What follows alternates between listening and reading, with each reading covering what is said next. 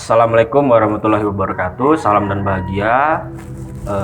Perkenalkan, nama saya Satria Wicaksana, jurusan saya Pendidikan Bahasa Inggris dengan nomor induk mahasiswa 2018-00-2017. Dalam video ini saya akan menjelaskan cara menyikapi penyintas COVID-19, dan tujuan dari video ini adalah untuk menyelesaikan salah satu program kerja online KKN saya di semester ini. Terima kasih, dan kita mulai saja. Kira-kira teman-teman ada yang tahu nggak apa itu penyintas COVID-19?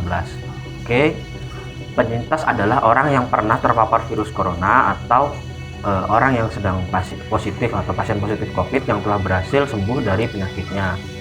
Atau bisa juga ya orang yang sedang sakit positif, itu termasuk juga penyintas menurut saya sih, karena ya selama masih terkena corona itu termasuk salah satu penyintas COVID-19 itu menurut saya sendiri juga. Jadi, dan selanjutnya itu ada hal yang perlu diperhatikan, yaitu yang pertama itu dalam menyikapi penyintas COVID-19 itu kita harus memberi dukungan sebagai bagian dari cara menghadapi COVID-19. Yang kedua itu kita harus hindari mengucilkan atau menggunjing orang yang terkena COVID-19. Yang ketiga yaitu melakukan tindakan preventif dalam upaya menghadapi COVID-19. Yang keempat, tidak lupa kita mendoakan kesembuhan orang yang terkena COVID-19 dan tetap menjaga protokol kesehatan di lingkungan kita sendiri juga. Dan ini sangat penting diperhatikan karena COVID-19 sendiri ini sangat berbahaya bagi kesehatan. Ini yang pertama adalah memberi dukungan sebagai bagian dari cara menghadapi COVID-19. Seperti yang kita ketahui bahwa pada awal masuknya COVID-19 itu terlalu banyak itu ketakutan di masyarakat itu yang menyebabkan kecemasan sehingga masyarakat itu takut untuk tertular. Nah, bisa kita bayangkan bagaimana kondisi dan pikiran penyintas COVID ini saat divonis positif dari hasil PCR-nya. Mereka bisa merasa takut, cemas, bingung, dan depresi atau bagaimana, sehingga mereka ini jadi sulit membaur dan menurunkan imunitas mereka juga.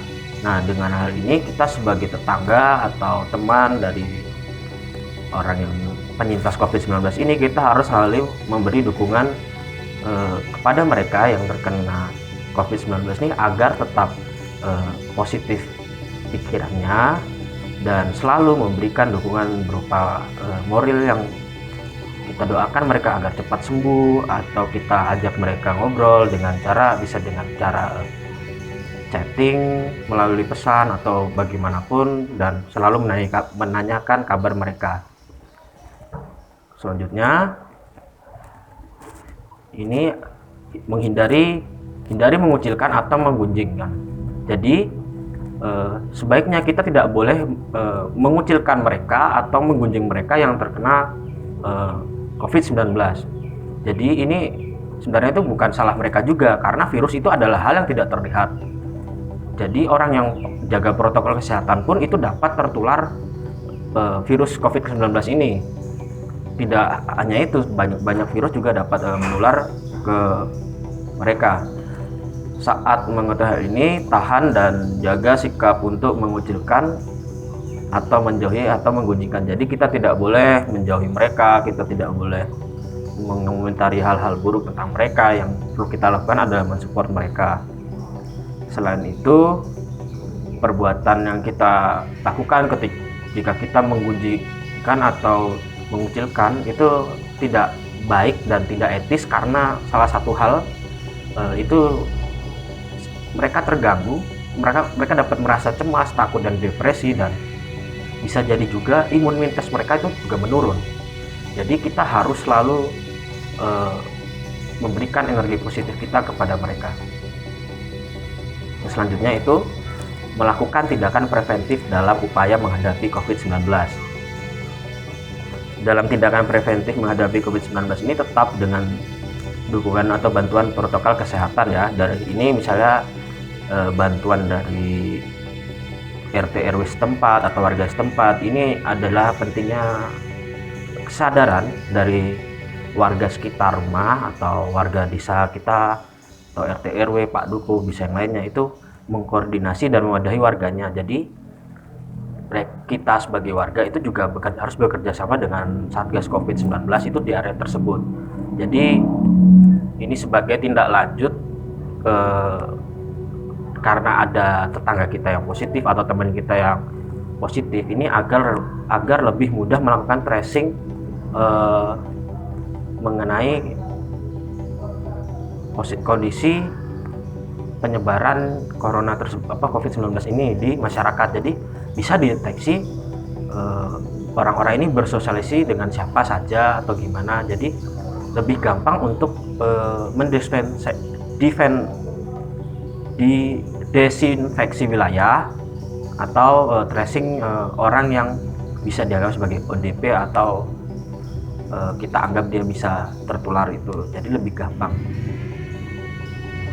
Yang keempat yaitu mendoakan kesembuhan dan tetap menjaga protokol kesehatan. Dalam situasi yang seperti ini, kegiatan terakhir yang bisa kita lakukan adalah mendoakan kesembuhan orang yang terkena corona dengan percaya pada Tuhan bahwa orang itu akan sembuh dan mereka akan senang ketika kita mendoakan mereka, dan saya rasa pikiran mereka juga akan menjadi positif dan nilai moral mereka naik sehingga mereka tidak pusing, tidak cemas, tidak takut bahwa dalam melakukan isoman itu tetap bisa menjaga kebugaran mereka. Oke, sekian dari saya, dan saya minta teman-teman untuk menerapkan protokol 5M, yaitu memakai masker, menjaga jarak, mencuci tangan, mengurangi mobilitas, dan menghindari kerumunan. Dan pesan saya untuk teman-teman, jangan lupa jaga kesehatan, sayangi orang terdekat kalian, karena dengan menjaga protokol kesehatan kita dapat mengurangi virus corona dan menjaga orang terdekat kalian. Terima kasih semuanya, salam dan bahagia.